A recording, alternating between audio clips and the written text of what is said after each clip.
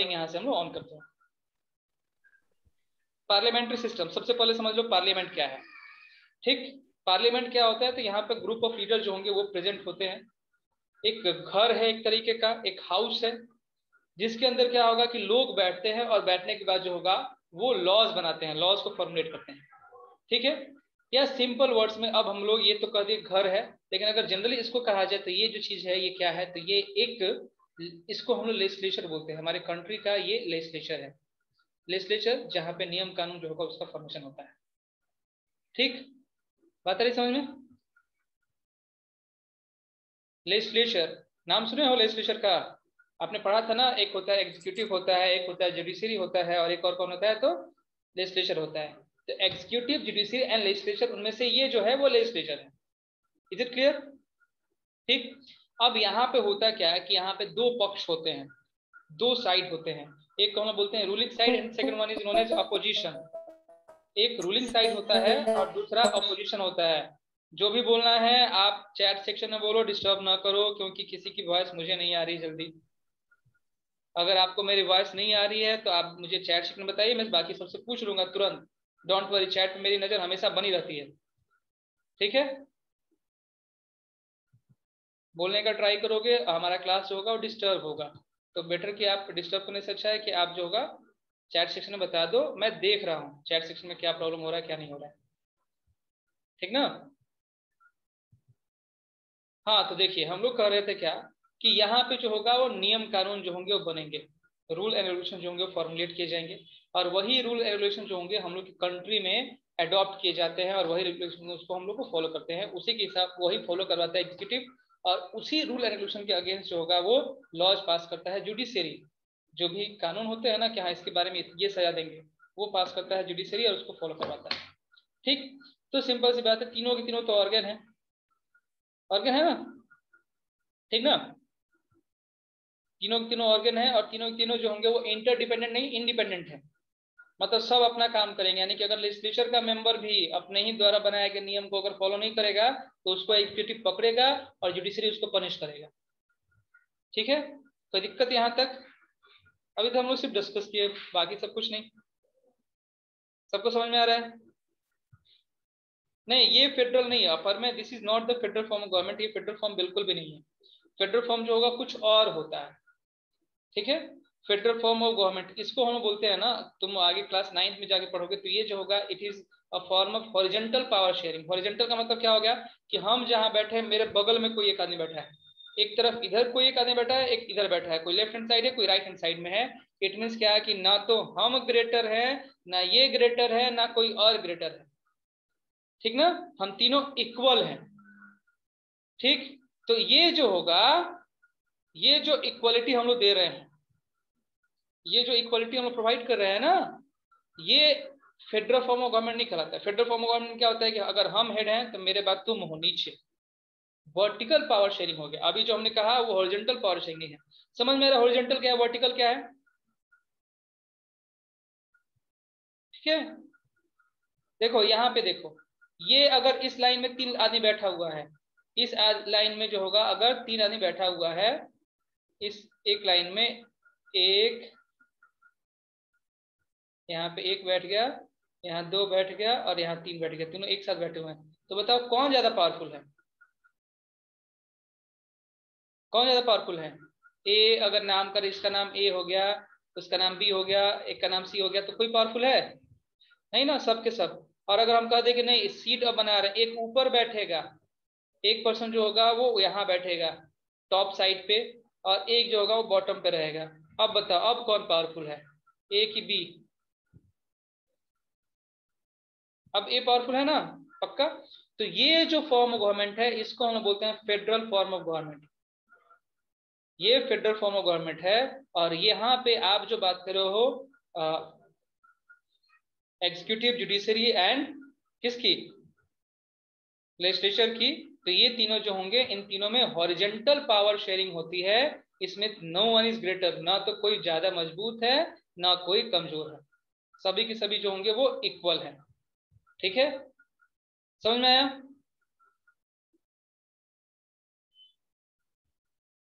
अब देखो ये जो पार्लियामेंट हमारे कंट्री के अंदर है, ये पार्लियामेंट यहाँ पे ग्रुप ऑफ लीडर्स होते हैं जिसको हम इलेक्ट करके भेजते हैं, और कुछ वैसे ही पर्सन होते हैं जो कि जिसको हम इलेक्ट नहीं करते हैं, हमारे इलेक्टेड लीडर्स इलेक्ट करते हैं।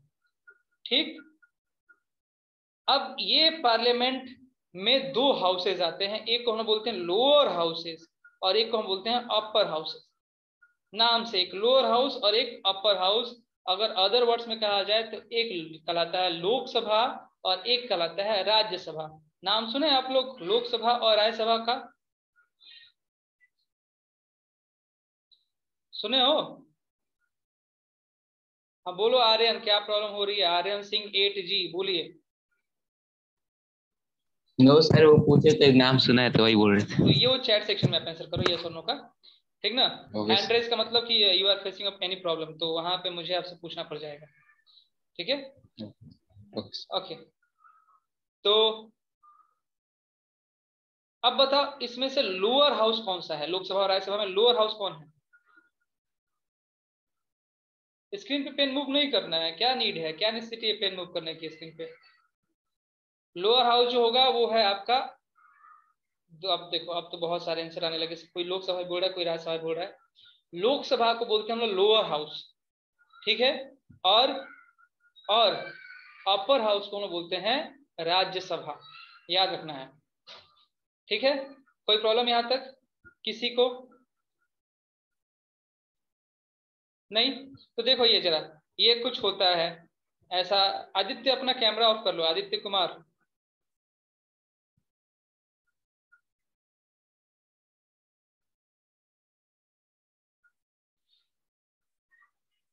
हाँ आदित्य रॉय बोलिए, पहले आप बोल लीजिए। सर मैं बोला सर मेरा नेटवर्क इशू हो गया, थोड़ा फिर से समझा देंगे सर? नेटवर्क इशू हो गया तो फिर से मैं समझा ही दूंगा, तुम क्लास में पकड़े रहोगे ना तो फिर रिपीट हो ही जाता है, समझ में आ जाएगा, डोंट वरी। देखो ये रिजल्ट दिखा रहा है, ये दिखा रहा है, तुम लोग देख सुनते हो ना कि जब पीएम का इलेक्शन होता है, जनरल इलेक्शन जिसको हम लोग बोलते हैं, तो उसमें मालूम चलता है कि बिहार में बीजेपी ने 70 जो होगा इतने सीट जीत लिए, 50 सीट जीत लिए, 10 सीट जीत लिए, 2 सीट जीत लिए, सैकड़ों सीट जीत लिए, ऐसा कुछ सुनते हो ना? बिहार में बीजेपी ने इतना सीट जीता है, ठीक है, असम में बीजेपी ने इतना सीट जीत लिया, और फिर उसको क्या होता है कि उसको एड अप किया जाता है, होता है ऐसा?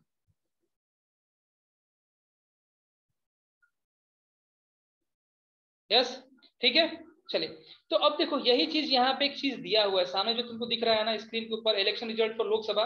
तो लोकसभा में जो हम लोग जनरल जो होंगे, जो जनरल सिविलियंस है, वो लोकसभा के अंदर इलेक्शन जो होगा उसके अंदर पार्टिसिपेट कर सकता है, वहां पे वोट दे सकता है। राज्यसभा का वोटिंग हम लोग नहीं कर सकते हैं, हमारा राइट नहीं है राज्यसभा के लिए वोटिंग करने की। और हम लोग वोट करने के बाद जो होगा वो लोकसभा का फॉर्मेशन करते हैं। लोकसभा एक्चुअल में पावरफुल होता है राज्यसभा से भी, राज्यसभा से भी ज्यादा पावरफुल होता है लोकसभा, बट फिर भी नाम के लिए उसको हम लोग लोअर हाउस करते हैं। अब और कंडीशंस होंगे लोअर हाउस क्यों कहा जाएगा आगे समझेंगे हम लोग, ठीक है? तो ये देखो ये यूनिट 2 में आपको पहले कुछ रिजल्ट्स दिखा रहा है, ठीक ना, समझ में आया बात? अब यहाँ पे आगे देखिए, अब ये तो हम लोग का टीचर्स नोट जो होगा इसे आपको कोई मतलब नहीं होना चाहिए। कांग्रेस की स्थापना कब हुई थी ये बताओ तो जरा। कांग्रेस जो पार्टी है हमारे कंट्री की, the oldest party, oldest political party, ये कब एस्टेब्लिश हुआ था?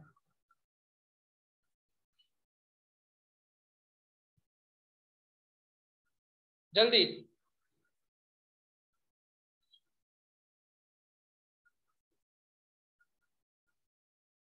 अनय 2 के साथ जा रहे हैं, 1931 करें पूर्णिमा।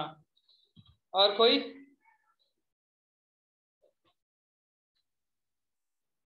छब्बीस जनवरी? नहीं नहीं नहीं। अच्छा थोड़ा सा हम लोग हिस्ट्री समझते हैं, इसलिए मैंने कहा कि आज हम लोग का चैप्टर बिगिन नहीं करेंगे, हम लोग थोड़ा बहुत इसका हिस्ट्री समझेंगे, इसको समझने का ट्राई करेंगे, और जो भी आपके डाउट्स हैं उसको क्लियर करेंगे, ठीक ना? देखो 1885 में सबसे पहले कांग्रेस पार्टी जो होगी वो स्टैब्लिश हुई थी, 1885 में, 1885 में स्थापित करने वाले, स्टैब्लिश करने वाले एक ब्रिटिशर्स थे, इंडियन जो होंगे उसने उसको नहीं बनाया था, और नाम था उसका इंडियन नेशनल कांग्रेस, ठीक ना? यहाँ पे देखिए बुक में यहाँ पे दिया होगा, ये आप नोट भी करना होगा कि इन 1885 Indian national Congress it was establish, ये जो होगा वो एस्टेब्लिश हुआ। और यहाँ पे क्या हुआ कि ये जो एस्टेब्लिश हुए थे इसके जो मेंबर्स थे उन्होंने रूल रेगुलेशन बनाने का डिमांड करना शुरू कर दिया। ठीक है, रूल्स बनाएंगे, रूल्स कैसे क्या बनाएंगे, ठीक। तो ये अगर आप कहना शुरू कर दिए कि हम जो भी ब्रिटिश को, इस समय ब्रिटिश चल रही थी ना कंट्री के अंदर, ब्रिटेन का राज चल रहा है ना 1885 में, क्या आजाद हो गया कंट्री। कंट्री कब इंडिपेंडेंट हुआ है, हमारा कंट्री इंडिपेंडेंट कब हुआ,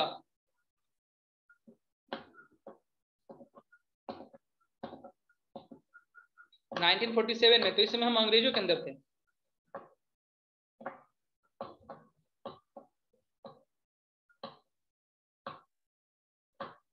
ठीक है, चलिए। तो 1885 पे इंडियन नेशनल कांग्रेस बना था और उसने डिमांड किया था कि हमारे जो भी हम लोग इलेक्शन कर लेंगे और इलेक्शन करने के बाद हमारे पास कुछ मेंबर्स आएंगे, इलेक्टेड मेंबर्स होंगे, और इन इलेक्टेड मेंबर्स के पास राइट होगा कि ये सरकार से क्वेश्चन पूछ सकती है। ठीक है, और अपने हिसाब से अपने अनुसार या अपने जो डिमांड के अनुसार बजट जो होगा बजट की डिमांड कर सकती है। बजट समझ में आ रहा है तुम लोग को क्या होता है बजट? जो समझाना चाहते हैं बजट वो अपना हैंड रेज कर सकते हैं। पूर्णिमा क्लास में तुम नहीं बोलती हो, हाँ ये आप नोट डाउन कर सकते हो कि Indian national Congress was established in 1885। नयन श्रीवास्तव बताएंगे। यस नयन बताओ तो जरा बजट क्या होता है। सर बजट सर वो अमाउंट होता है सर जिसके अंदर में हम लोग कोई सामान को परचेज कर सकते हैं, कोई थिंग को। ठीक है, चलो सही है। उत्कर्ष तुम्हारा? सर बजट मतलब कोई भी स्टेट का, ये उस स्टेट में जो भी सारे गवर्नमेंट वर्क्स हो रहे हैं उन गवर्नमेंट वर्क को कराने के लिए जो अमाउंट लगती है वही बजट होता है। ठीक है, पूर्णिमा आप बताइए। Sir, fixed money that is used for some particular work. Fixed money that is used for some particular work, ये बोला आपने ना? Yes, sir. ओके ठीक है, चलिए। थैंक यू एवरीवन तीनों। थोड़ा पूर्णिमा तुम एक्टिव रहो, क्लास में तुम काफी इनएक्टिव दिख रही हो। ठीक, क्लास में बिल्कुल एक्टिवेट रहिए। देखो घर के अंदर ही बजट बनता है ना, कभी कभी तुम सुनते हो कि बजट फेल कर गया हमारे घर का, ऐसे वर्ड्स होते हैं। बजट क्या होता है, घर के अंदर बजट बनता है कि हाँ विद इन अ मंथ हमको किस अमाउंट, किस सब्सटेंस के ऊपर, किस आर्टिकल के ऊपर कितना अमाउंट इन्वेस्ट करना है, खर्च करना है, एक्सपेंड करना है। ठीक ना, यही सिंपली जो होगा प्लानिंग जो होगा कि किस सब्सटेंस पे, किस आर्टिकल पे कितना अमाउंट हम खर्च करेंगे, that is known as budget. अब ये बजट जो होगा वो सरकार भी बनाती है कि हम एक साल के अंदर किस चीज पर कितना पैसा खर्च करने वाले हैं। ठीक ना, सैलरी पे कितना खर्च करेंगे, रिनोवेशन पे कितना खर्च करेंगे, नए कंस्ट्रक्शन पे कितना खर्च करेंगे, एजुकेशन पे कितना खर्च करेंगे। तो ये एक साल की जो प्लानिंग होती है उसी को हम लोग बोलते हैं बजट, एनुअल बजट के नाम से आता है। ठीक है, एनुअल इसलिए क्योंकि एक साल के लिए हमने अपने डिस्कस कर लिया। घर में जो होगा पर मंथ का बजट बनता है, वहां एनुअली बनता है। ठीक है, तो नेशनल कांग्रेस ने यही डिमांड किया था कि हमको क्वेश्चन पूछने का अधिकार दिया जाए, और दूसरा अधिकार क्या दिया जाए कि हम जो होगा हमारे अनुसार भी आप बजट जो होंगे वो बनाए, यानी कि बजट पे भी आप हमसे डिस्कशन करें। ठीक है, समझ में आई बात? तो डिस्कस करने का राइट, बजट पे डिस्कस करने का राइट कब डिमांड किया गया और किसने डिमांड किया?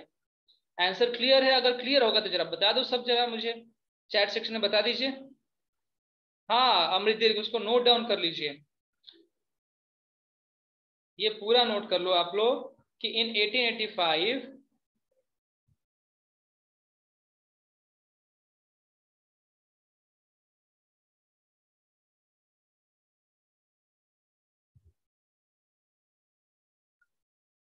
नहीं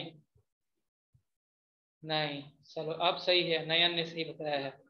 In 1885, Indian National Congress demanded that there be elected members in the legislature with a right to discuss the budget and ask question. ठीक ना, यहाँ पे इलेक्शन की डिमांड की गई लेकिन इलेक्शन हुआ नहीं, किसी को इलेक्ट नहीं किया गया। ठीक है, उसके बाद फिर आता है government of India act, government of India act 1909, और इसके बाद क्या हो गया, कुछ एरिया में इलेक्शन जो होगा उस इलेक्शन में इंडियंस को खड़े होने का अधिकार जो होगा वो दे दिया गया। ठीक है, ये दो अलग अलग समय है। 1885 में डिमांड की गई लेकिन कुछ मिलता नहीं है। और फिर दूसरा पॉइंट जो होगा वो दूसरा पॉइंट क्या हो रहा है कि गवर्नमेंट ऑफ इंडियन एक्ट 1909 इसने अलाउ किया इलेक्टेड रिप्रेजेंटेशन। चलिए जल्दी से नोट डाउन कर लीजिए दोनों पॉइंट को, जल्दी नोट डाउन कर लो।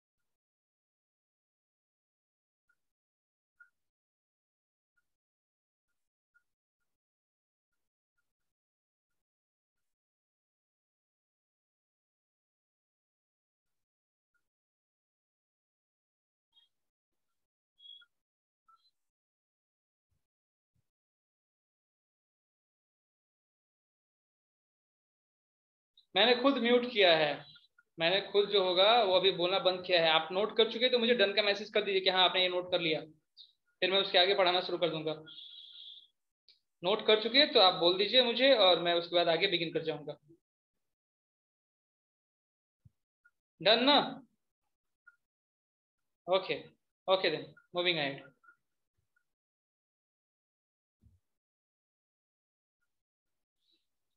चलिए अब देखो, अब थोड़ा सा मैं थोड़ा बहुत आपको बताने जा रहा हूँ चैप्टर 1 में जो कुछ रत्ना सागर के बुक में भी दिया हुआ नीड फॉर लॉस। देखो ये क्यों जरूरत पड़ी हमें, ये पार्लियामेंट की जरूरत क्यों पड़ी? इसलिए क्योंकि अगर हमारे लोग होंगे तो वो हमारी तरह सोच तो रखेंगे। समझ में आ रही बात? अगर हमारे लोग होंगे यानी कि इंडियंस होंगे तो वो इंडियंस की तरह सोचेंगे भी और इंडियंस के बारे में भी अपने डिसीजन मेकिंग जो एबिलिटीज होगी उसको बेटर रखेंगे। और ऐसे में जो डिसीजन बनेगा वो डिसीजन फार बेटर होगा जो कि अंग्रेज बना रहे हैं उससे। ठीक है, एग्री हो सभी आप मेरे ये इस स्टेटमेंट से कि अगर इंडियंस जो होंगे वो कोई भी फॉर्मेशन कर रहे हैं किसी रूल रेगुलेशंस का, वो ज्यादा बेटर होगा एज कंपेयर टू जो रूल बना रहा है ब्रिटिशर उससे। ठीक है, तो डिमांड होना शुरू हो गई। ठीक है, और अब नियम की जरूरत पड़ी, नियम कानून बनाना होगा उसकी नीड पड़ी। तो थोड़ा सा लोग चलते हैं फर्स्ट चैप्टर में, किसी किसी के बुक में कुछ छूटा हुआ भी है उसको भी समझ लेते हैं हम लोग। तो नीड फॉर लॉज क्यों बना? तो तुम लोग सुने होगे, डॉरी का नाम सुने हो ना? एग्जाम्पल इसे समझते हैं, डॉरी का नाम तुम लोग सुने हो कि नहीं सुने हो? डॉरी,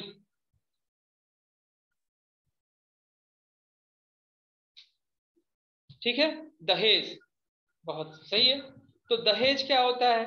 अगर किसी किसी की शादी हो तो लड़का क्या होता है, कौन देता है? लड़का देते हैं कि लड़की देते हैं? लड़का वाले देते हैं कि लड़की वाले? लड़की वाले ना, ठीक है। तो लड़की वाले देते हैं दहेज लड़के को, और अगर दहेज ना दिया जाए तो फिर क्या होता है? शादियां नहीं होती हैं, शादियां टूट जाती हैं। या कभी कभी ऐसे भी कंडीशन तुम सुनते हो कि जो फीमेल हैं, लड़की हैं, उसको परेशान किया जाता है, ऐसा भी होता है ना? लड़कियों को परेशान किया जाता है, जला दिया जाता है, मार दिया जाता है। तो ये डॉरी लेना सही है कि गलत है? डॉरी लेना सही है? रॉन्ग है। ठीक है, तो देखो अब लोगों को कितना भी कहोगे कि डॉरी ना लीजिए तो क्या लोग मान जाएंगे? अभी भी लोग नहीं मानते हैं ना, नहीं मानेंगे, नहीं मानेंगे ना। लेकिन अगर ये कह दिए कि अगर अब आप डॉरी लेते हुए पकड़े गए या कोई अगर आपके खिलाफ कंप्लेन कर दिया तो हम जो होगा हम आपको उसके बदले में जेल कर देंगे, हम उसके कारण आपको जेल कर देंगे। समझ में आ रही बात? जेल कर देंगे। तो अब क्या होगा? अब डॉरी कोई लेगा? अगर रूल पूरा का पूरा तगड़ा हो गया तब तो नहीं लेगा। वैसे इंडिया एक करप्टेड कंट्री का देश है भाई, करप्टेड पर्सन यहाँ पे काफी लोग होते हैं। काफी लोग जो होंगे करप्शन करते हैं, तो डॉरी लेने के बाद लोग जो होगा वो मैनेज कर लेता है, और बहुत लोग कंप्लेन भी नहीं करते हैं। तो इस कारण से देखो अभी भी डॉरी जो होगा वो चल रहा है। डेमोक्रेसी नॉट ओनली इंडिया, जहां पे भी डेमोक्रेसी होती है वहां पे करप्शन काफी अधिक होता है। ठीक है, ये एक गलती है। तो देखो यहाँ पे एक रूल लगा है 1961 में, जिसका नाम है dowry provision act. I hope कि आपको स्क्रीन पे दिख रहा होगा, इसको आप नोट डाउन भी कर लोगे कि डॉरी प्रोविजन एक्ट आया था 1961 में, और इसने क्या किया था कि इसने प्रोहिबिट कर दिया कि कोई भी पर्सन जो होगा वो डॉरी नहीं ले सकता है। It is on your screen, Anay Srivastava, no need to scroll up. आपके सामने दिख रहा होगा, स्क्रीन के ऊपर दिख रहा है dowry provision act 1961। It is written on the screen only. हाँ, तो इसको नोट डाउन कर लीजिए कि एक रूल लगा था, और इसके according to this act anyone caught giving और टेकिंग डॉरी, अगर कोई पर्सन जो होगा वो पाया जाता है कि वो डॉरी जो होगा ले रहा है या दे रहा है, दोनों लेने और देने वाले, तो दोनों को जो होगा फाइन और इम्प्रिजमेंट और बोथ ये हो सकती है।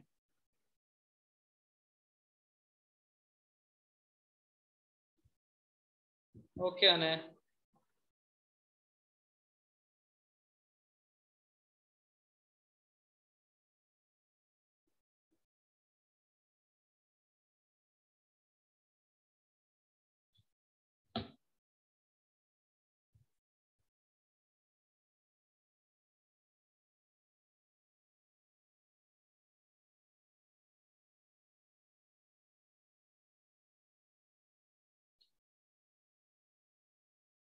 नोट कर चुके?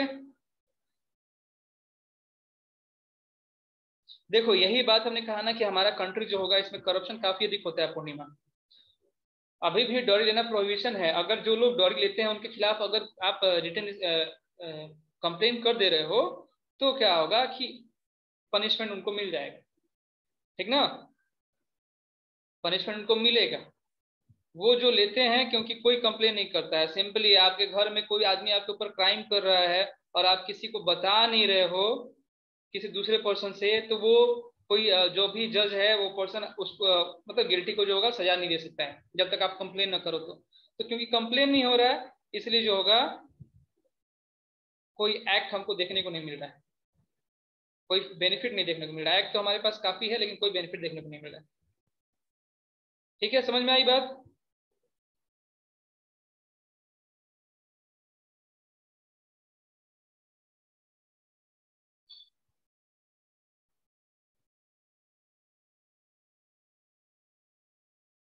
ओके, ठीक है।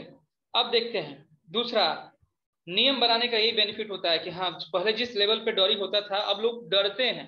तुम लोग देखते हो कि बहुत सारे केसेस होते हैं डॉरी एक्ट के अंदर, बहुत सारे केसेस होते हैं डॉरी एक्ट के अंदर, और जो लोग डॉरी लिए होते हैं उनको पनिशमेंट भी दिया जाता है। पहले ऐसा कुछ था ही नहीं, बच्चियां मारी जाएंगी। ठीक है, पुलिस तब तक नहीं करेगी जब तक तुम उनके पास कंप्लेन ना करो। पुलिस तब तक नहीं करेगी जब तक तुम उनके पास कंप्लेन नहीं करोगे बाबू। कंप्लेन जब तक नहीं होगा तब पुलिस कुछ भी नहीं करेगी। पुलिस खुद डॉरी, वो तो खुद इधर उधर कुछ ना कुछ लेते रहते हैं। यस उत्कर्ष बताइए, कुछ बोलना है क्या? सर पुलिस तो सब खुद सामने देख कर भी छोड़ देती है, पर जैसे हम लोग एक्सीडेंट किसी को ऐसे मार दिए तो सर वहां पे तुरंत कोई कंप्लेंट करे ना करे अरेस्टिंग हो जाती है, पर इसमें सर कुछ नहीं होता है, सब पुलिस देख कर भी छोड़ देती है। देखो अब चलो, अब थोड़ा सा जब तुम लोग क्वेश्चन कर लेना तो हम लोग थोड़ा सा इसको घुमा लेते हैं। देखो डॉरी जो होगा ना, ये डॉरी बिगिन किया गया था जो लड़कियां होती हैं ना, ठीक ना, जिनकी शादी हो रही है, क्या बोलते हैं उनको, ब्राइड्स, ठीक ना।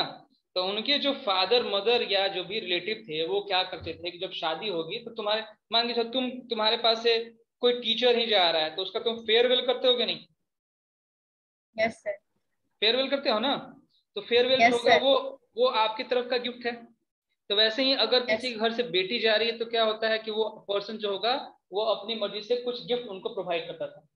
सर पहले वो गिफ्ट करता था, पर अब क्या हुआ कि अब क्या रूल हुआ, बन गया आपने है। जिसको फेयरवेल देना शुरू किया वो डिमांड करना शुरू किया, हम अगर यहाँ जा रहे हैं तो फेयरवेल मस्ट है, कंपलसरी है। Wait a minute.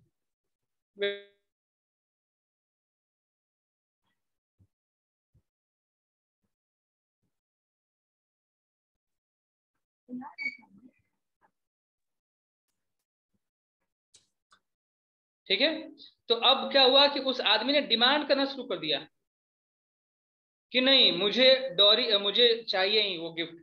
ठीक है, तो यही बन गया क्या, एक तरह का डॉरी।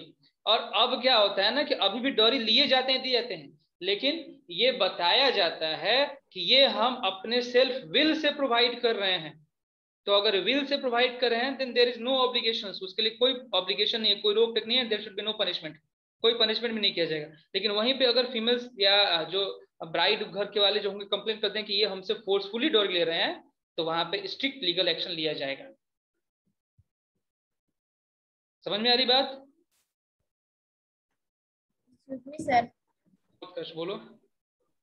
सर अगर ये जो ब्राइड फैमिली वाले हैं वो हम्म। अगर कंप्लेन करें पुलिस में कि ये मतलब वो जो ग्रूम फैमिली है वो उनसे फोर्सली ले रही है, पर जब ये किसी ने पुलिस को बताया, एफआईआर वगैरह हुआ, तो सर फिर जब ये फिर ग्रूम फैमिली वालों ने फिर भी फोर्स करके ब्राइड वालों से बुलवा दिया कि नहीं नहीं हम तो सर दिल से दे रहे हैं, तो सर उस सिचुएशन में फिर तो सर कुछ नहीं हो सकेगा ना।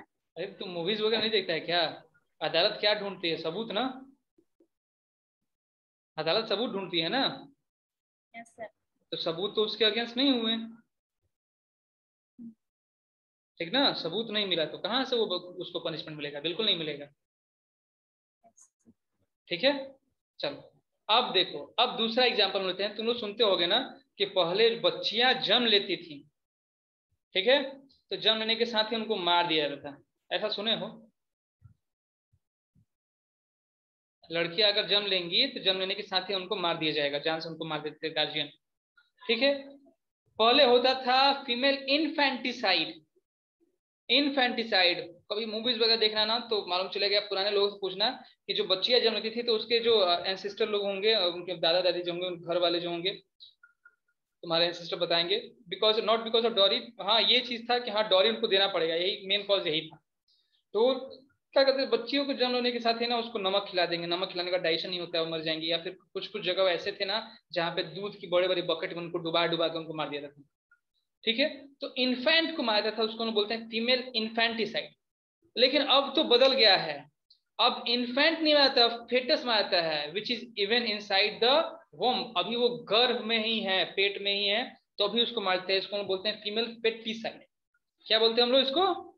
फीमेल फेटिसाइड, क्योंकि फोइटस होता है वो बच्चा जो कि अभी जन्म नहीं लिया। ठीक है, समझ में आ रही बात? फीमेल फोर्टिसाइड क्लियर हुआ? इन्फेंटिसाइड एंड फोर्टिसाइड, इन्फेंट जन्म लेने के बाद मारे तो इन्फेंटिसाइड, और अगर पेट में ही मार दिए, गर्भ में ही मार दिए, तो जो होगा वो फेटिसाइड। Is it clear? ठीक है, अब ये कैसे मालूम चलता है? तो तुम लोग सुनते होगे ना कि बहुत सारे, क्योंकि बहुत सारे हमारे पास टेक्निक अवेलेबल हो गए हैं, तो पहले गार्जियन क्या करते थे कि जैसे कोई फीमेल जो होंगी वो प्रेग्नेंट हुई तो वो जांच करवा लेते थे कि क्या पेट में बच्चा है, मेल है कि फीमेल है, और अगर फीमेल होगी तो उसको मार डालेंगे। ठीक है, तो ये चीज पे गवर्नमेंट कितना भी ट्राई कर रही थी, लेकिन वो इसके ऊपर रोक बिल्कुल भी नहीं लगा पा रही थी। तो फिर क्या होता है कि एक और रूल बनकर आया, ठीक ना, रूल लिखिएगा। रूल है pre natal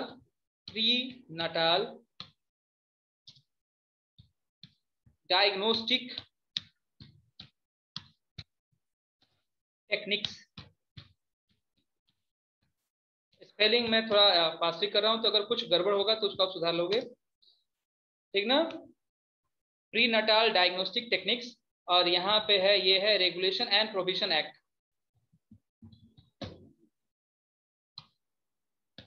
regulation and prevention कर लेते हैं, प्रिवेंशन ऑफ मिस यूज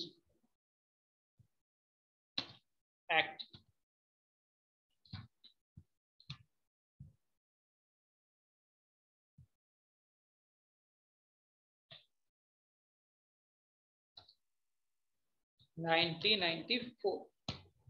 देखो ये जो है pre Natal diagnostic technique regulation and prevention of misuse act 1994 है, ठीक ना। यहाँ पे इस समय नियम लग गया, और फिर ये कहा गया कि मिसयूज नहीं कर सकते हो, मिसयूज नहीं कर सकते हो इसको, किसको? तो जो टेक्निक है, टेक्निक का आप यूज बिल्कुल करना है, ताकि आप इन्फेंट जो है, जो फेटस है, उस फेटस के सही ग्रोथ को आप जांच कर सको, सही ग्रोथ जो होगा वो बता सको। लेकिन आप उसका मिसयूज बिल्कुल भी नहीं करोगे, उसका यूज आप बिल्कुल भी जेंडर डिटर्मिनेशन में नहीं करोगे, सेक्स डिटर्मिनेशन में नहीं करोगे। और अगर सेक्स डिटर्मिनेशन करोगे तो उसके लिए हम आपको पनिशमेंट देंगे। तो ये लॉ पास हुआ था 1994 में, लेकिन लागू हुआ 1996 से। याद रखना है, पास इन 1994 बट केम इनटू इफेक्ट, यहां से वो क्या होगा, इट केम इनटू इफेक्ट।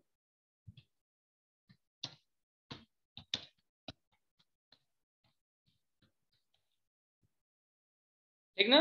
अब तुम लोग कभी किसी डॉक्टर के पास जाते होंगे तो वहां पे देखते होंगे, क्या कोई देखा है ऐसा कि यहाँ भ्रूण या यहाँ पे लिंग निर्धारण नहीं किया जाता है, sex determination is strictly prohibited.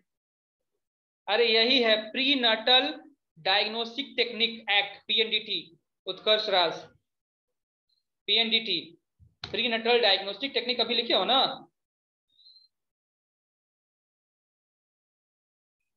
It is the same, ये 1994 में पास हुआ, but it came into effect from 1 जनवरी 1996। ठीक ना। तो दो लॉ के हम लोग एग्जाम्पल पढ़े।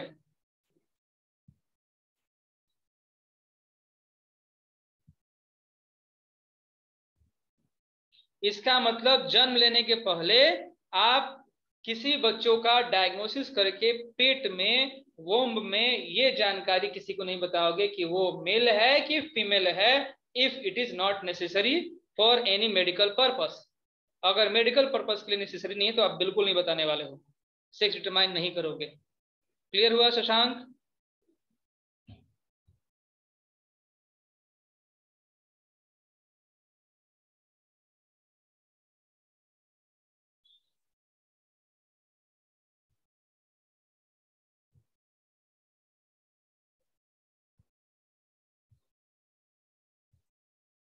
चलो अब देखो, अब कोई रूल रेगुलेशन, ये तो हम लोग देखें कि रूल रेगुलेशन बनना चाहिए। अब मान के चलो कोई नियम बन गया ऐसा जिससे तुम खुश नहीं हो। हाँ, डॉक्टर्स को पता होता है। अच्छा, जिससे तुम खुश नहीं हो तो तुम क्या करोगे? मान के चलो हम कोई नियम बना दिया जिससे तुमको बहुत गुस्सा आ रहा है, नहीं हम ये नियम नहीं मानेंगे, तो तुम क्या करोगे? अकेले तो कुछ नहीं कर सकते। अगर सभी को लगता है कि हाँ ये रूल गलत है, अभी तुम सुनते होगे ना कि बहुत सारे किसान लोग जो होंगे दिल्ली में जो होगा जाकर बैठे हुए प्रोटेस्ट कर रहे हैं। यस बिल्कुल प्रोटेस्ट करेंगे। तो कभी कभी क्या होता है कि हमारे पास जो होगा असंतोष हमको होता है, इसको हम बोलते हैं लॉ ऑफ डिसेंट। हम लोग असंतोष करते हैं, अरे यार जो रूल्स बने हैं that is not for our welfare, ये हमारे वेलफेयर के लिए तो बिल्कुल भी नहीं है, इससे हमको बहुत अधिक घाटा होने वाला है। तो उस समय आप प्रोटेस्ट करते हैं। ठीक है। और वैसे ही एक प्रोटेस्ट का नाम है आपका साल्ट सत्याग्रह 1930 का, साल्ट सत्याग्रह 1930 में। ठीक है, जिसको हम लोग सिविल डिसओबीडियंस मूवमेंट के नाम से भी जानते हैं। लीडर कौन थे साल्ट सत्याग्रह के?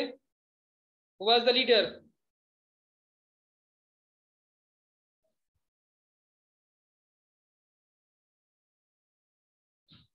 महात्मा गांधी। Very good. तो महात्मा गांधी जो थी, महात्मा गांधी जो थे, नॉट सॉरी थी नहीं, महात्मा गांधी जो थे उन्होंने साल्ट सत्याग्रह करवाया था, क्योंकि एक नियम बना था जिसके अनुसार साल्ट पे, नमक पे 65% तक टैक्स देना पड़ता था। 65%, यानी कि 100 रुपए का साल्ट लीजिएगा तो 165 रुपीज आपको पे करना होगा। तो उसको रिमूव कराने के लिए महात्मा गांधी ने ये मूवमेंट चलाया था। समझ में आया बात ना? तो अगर कोई रूल बन रहा है तो तुम्हारे पास लॉ ऑफ डिसेंट भी है, आप क्या करो उसके आगे प्रोटेस्ट कर सकते हो। तो एक एग्जाम्पल हम पढ़ रहे हैं, कौन सा? एक एग्जाम्पल हमने पढ़ा साल्ट सत्याग्रह। समझ में आया बात?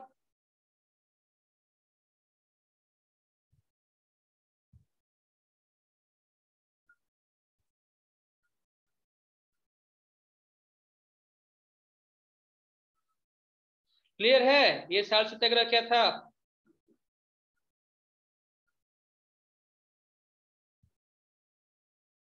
नहीं बोल रहे हो सब। अब एक और मूवमेंट का हम लोग एग्जांपल लेते हैं, that one is anti liquor movement. Anti liquor movement, ये एंटी लीकर मूवमेंट जो होगा it happened in Andhra Pradesh. Liquor का मतलब क्या होता है? लीकर मतलब what do mean by liquor? Wine, शराब। बहुत अच्छा, वाइन को बोलते हैं। तो एंटी लीकर मूवमेंट मतलब, एंटी लीकर का मतलब क्या हुआ?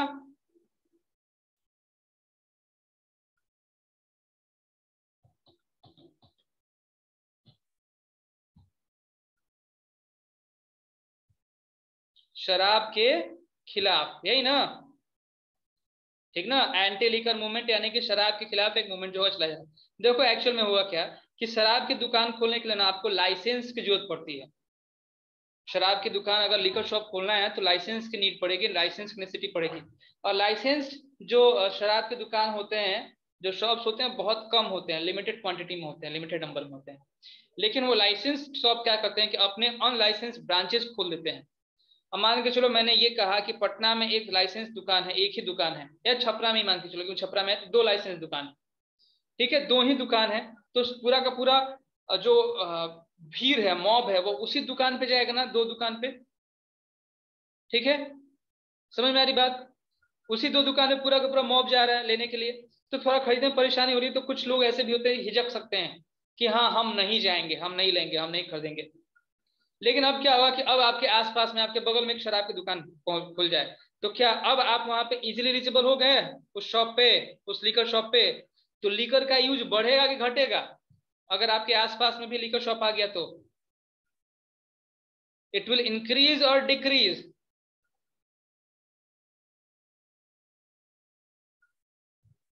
ठीक है, इंक्रीज होगा। और लीकर जो होगा, लीकर अगर पीने पर पैसा तो वेस्ट होता ही है। तुम लोग तो बहुत सारी चीजें देखते होंगे, सीरियल वगैरह, या बहुत जानते भी होंगे, रोड पे तुम लोग देखते हो शराब पी पी के लोग जो है गटर में गिरा रहता है, देखे हो सब ना, शराब पीकर लोग गटर में गिर गया, ठीक है। तो यहाँ पे गवर्नमेंट जो होगी वो सोच पड़ी हुई है अब कि कोई आदमी जो होगा वो, मतलब जनरली मेल्स पीते हैं, और मेल्स पीने के बाद जो होगा फीमेल्स के ऊपर अत्याचार करते हैं, ठीक ना, उनके ऊपर काफी सारे वो रिस्ट्रिक्शंस लगा देंगे, उनसे पैसे छीनेंगे, उनको जो होगा सही से ट्रीट नहीं करेंगे, पनिश करेंगे, ब्रूटलिटी जो होगी उनकी बढ़ जाती है, होम वायलेंस जो होगा, आपका हाउस होल्ड वायलेंस जो होता है वो बढ़ जाता है, होता है ना। तो आंध्र प्रदेश में फीमेल्स क्या करती हैं, इसके अगेंस्ट चली जाती हैं, और वो चलाती हैं एक मूवमेंट, एक प्रोटेस्ट। जैसे महात्मा गांधी ने 60 सत्याग्रह चलाया, similarly women's went for a liquor protest, liquor protest के लिए एंटी लीकर मूवमेंट उन्होंने चला दी, ठीक। और उन्होंने क्या किया कि हर जगह पिकेटिंग कर दी, कोई इस दुकान पे नहीं आएगा, इस दुकान पे सब कुछ जो होगा, शराब वगैरह जो होगा वो बेचना बंद है, ठीक ना, समझ में आ रही बात, ठीक। अब उसके बाद क्या होता है कि उसके बाद गवर्नमेंट आती है रिस्पांस के अंदर, और रिस्पांस पे आने के बाद वो क्या करती है कि उन्होंने जो भी आपके अनऑथराइज लिकर शॉप थे उसको बंद करवा दिया, ठीक, समझ में आ रहा है। और अनऑथराइज के साथ साथ ऑथराइज शॉप भी, जिस एरिया में डिमांड किया कि यहाँ पे बिल्कुल ही कोई लिकर शॉप नहीं होना चाहिए, तो उसको भी उन्होंने बंद करवा दी, ठीक ना। डेट यहाँ पे अवेलेबल नहीं है आपके पास, डाटा में डेट अवेलेबल नहीं है, डेट आप इसको छोड़ सकते हो,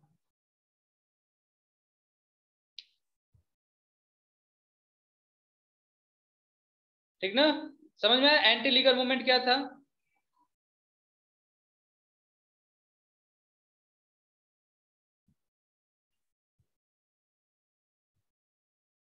ईयर अगर चाहोगे तो 1992 ईयर है, ओके।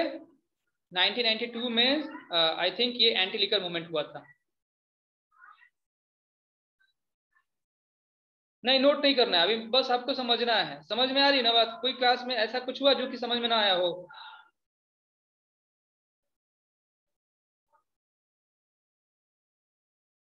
ठीक है, अगर चाहिए तो आप नोट डाउन कर सकते हो कि 1992 में हुआ था एंटी लीकर मूवमेंट। यस पूर्णिमा? सर जैसे बिहार में जो लिक्विड या वाइन जो है सर वो बैन है सर, तो जैसे जहाँ भी कहीं भी उसका स्टॉक मिलता है तो तुरंत वहाँ पुलिस पहुंच जाती है या फिर अगले दिन पेपर में आ जाता है सर। तो वो भी तो जैसे फीमेल फर्टिसाइड या डोरी सर, वो भी तो एक एक्ट ही है, तो वहाँ इतना जल्दी पुलिस नहीं पहुंची या खबर नहीं होता। अभी देखो, फीमेल फर्टिसाइड और डॉरी ये दोनों देख, अभी तुम लिकर देख रहे हो क्या? हर जगह लिकर वाले पहुंच जा रहे हैं। तुम्हारे आसपास में क्या लिकर का सेल नहीं होता है? सर होता है।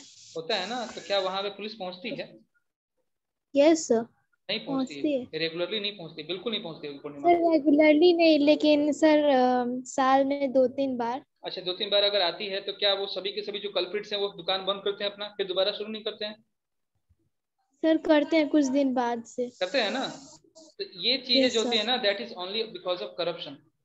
अगर गवर्नमेंट या पुलिस जो होगा अपने रूल एक्शन को सही से फॉलो करना शुरू कर दे। बिहार में जो शराबबंदी तुम सुनती हो ना, ये नाम की सर। शराबबंदी है बाबू, और दैट इज ओनली बिकॉज क्योंकि हम लोग जो होंगे हम लोग एक्टिव नहीं है, हम लोग एक्टिव नहीं क्योंकि हम लोग सोचते हैं कि चलो कोई बात नहीं, इसमें हमारा क्या जा रहा है, और उस कारण से पुलिस को बेनिफिट हो जा रहा है क्योंकि जो पर्सन सेल कर रहा है उस पर्सन को वहां से अमाउंट वो पुलिस को या फिर अदर ऑफिशियल्स को कुछ ना कुछ अमाउंट प्रोवाइड कर रहा है। ठीक है, यस सर, ब्राइब कर रहे हैं, करप्शन जो होगा वो यहाँ बिगिन कर गया, और इस कारण से क्या होती है कि पुलिस भी जो होगी वो नेग्लेक्ट करती है। हाँ, ऐसा नहीं कि पुलिस टोटली नेग्लेक्ट कर रही है, सारे के सारे पुलिस वाले जो होंगे करप्ट हैं, टोटली नेग्लेक्ट करती, जहां पे भी उनको दिखता है कि इस जगह पे स्टॉक काफी अधिक हो गया या फिर जो जैसे लोगों ने उसको काफी अधिक उसका आवाज उठने लगा, नॉइजेस काफी अधिक होने लगे, हल्ला काफी अधिक होने लगा, पेपर में वगैरह में आने लगा, तो ऐसे जगह पे पुलिस जो होगा वो एक्टिव हो जाती है। ठीक ना, समझ आ रही बात?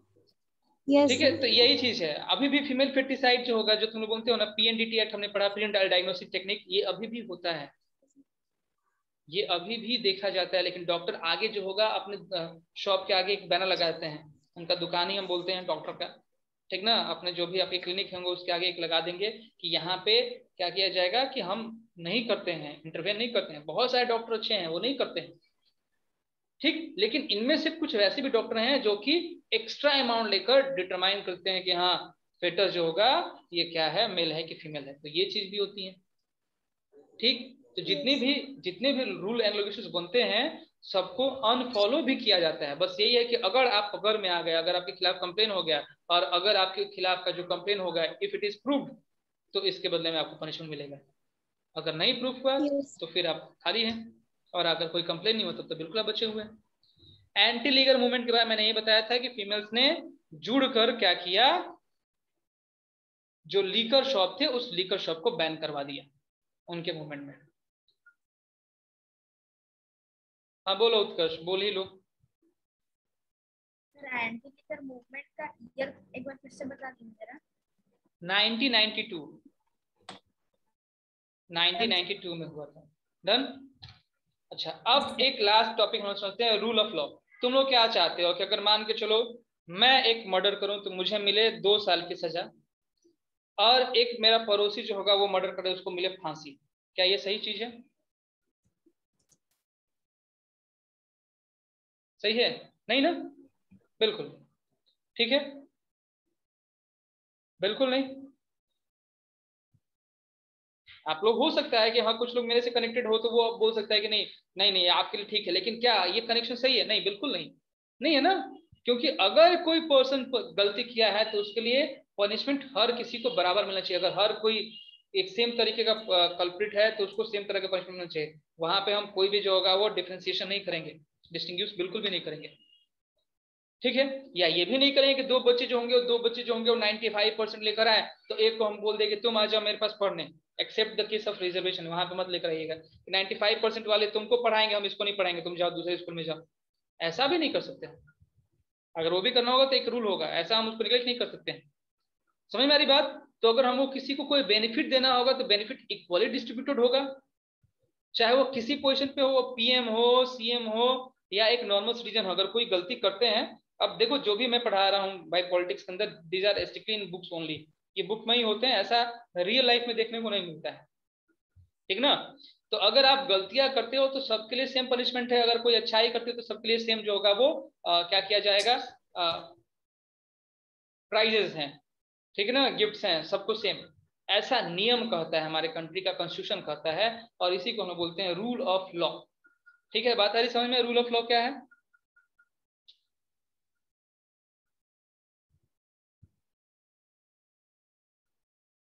ठीक है, समझ में आ रही ना? तो रूल ऑफ लॉ सिंपली ये कहता है कि no one is above the law. Rule of law simply क्या कहता है कि no one is above the law, कोई भी आदमी जो होगा वो लॉ से ऊपर बिल्कुल भी नहीं है। इसको नोट डाउन कर लीजिएगा, no one is above the law, और इसी को हम लोग बोलते हैं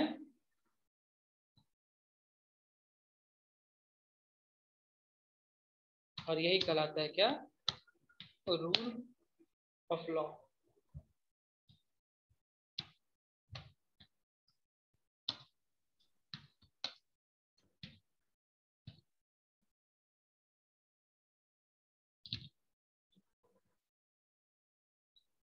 कर लिए नोट?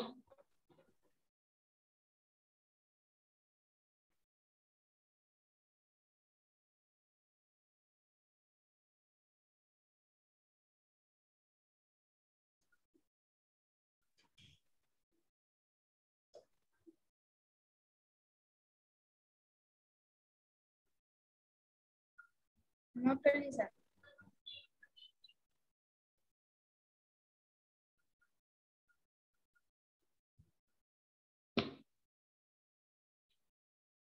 ओके ठीक है। तो अब हम लोग सिंपली आज ये समझ चुके हैं कि हमको नियम कानून की जरूरत क्यों पड़ी, और अगर नियम जो होगा कुछ रॉन्ग होता है तो हम उसके अगेंस्ट जा कह सकते हैं।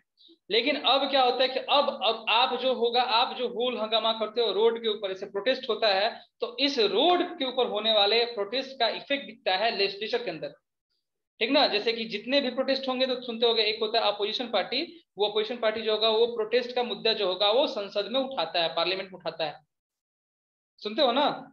अब सभी अनम्यूट कर सकते हो, तुम लोग अलाउ कर रहे हैं कि आप अपने आप को अनम्यूट कर सकते हो। तो संसद के अंदर डिस्कशन किए जाते हैं कि क्या नियम सही है और क्या नियम गलत है, और उसके बाद क्या होता है कि अगर कोई फॉल्ट पाया जाता है कोई रेगुलेशन में तो उसको चेंज कर दिया जाता है। ये चेंज करने की कैपेबिलिटी जो होगी वो संसद के पास, पार्लियामेंट के पास अवेलेबल होती है। समझ में आ रही बात? ठीक है। तो यही संसद कहां से आया, ये संसद कैसे काम करेगा, इस संसद में जाने के लिए मेंबर कौन कौन बनेंगे, इसके पावर क्या क्या होंगे, और इसके मेंबर्स के पावर क्या क्या होंगे, यही समझना है हम लोग को इस चैप्टर के अंदर। पार्लियामेंट्री फॉर्म ऑफ गवर्नमेंट या द पार्लियामेंट्री सिस्टम, अलग अलग बुक, अलग अलग टॉपिक के नाम होंगे, यही हमें पढ़ना है। और ये हम लोग चैप्टर स्ट्रिक्टली बिगिन करेंगे किस दिन से, तो मंडे से। अगर हम लोग का जो नेक्स्ट क्लास हो रहा है उस दिन हम लोग बिगिन करेंगे चैप्टर। समझ में आ रहा है ना? इस चैप्टर के रिकॉर्डिंग नोट्स अगर आपके पास अवेलेबल ना हो तब भी आपका काम चल सकता है, बट मैं ट्राई करूंगा कि रिकॉर्डिंग आपको अवेलेबल करा दूं। ठीक है, रिकॉर्डिंग भी आपको अवेलेबल हो जाएंगी। नोट्स तो अभी मैंने कुछ लिखवाया नहीं है, तो नोट्स आपको अभी अवेलेबल नहीं होंगे, जब चैप्टर हम लोग बिगिन कर लेंगे तब अवेलेबल होंगे। ओके, कोई प्रॉब्लम किसी को तो बता दीजिए मुझे। ओके ठीक है, मैं रिकॉर्डिंग अवेलेबल करा दूंगा। नोट्स मैंने आज कुछ नोट नहीं कराया तो वो आपके पास अवेलेबल नहीं होगा। ओके, पर मैं शशांक, स्क्रीन के ऊपर एनोटेशन ऑफ करो शशांक। आप लोगों को लगता है कि आप एनोट करते हो, मुझे दिखता नहीं है, टोटली विजिबल होता है कौन कौन सी जो लाइंस है उसको ड्रॉ कर रहा है।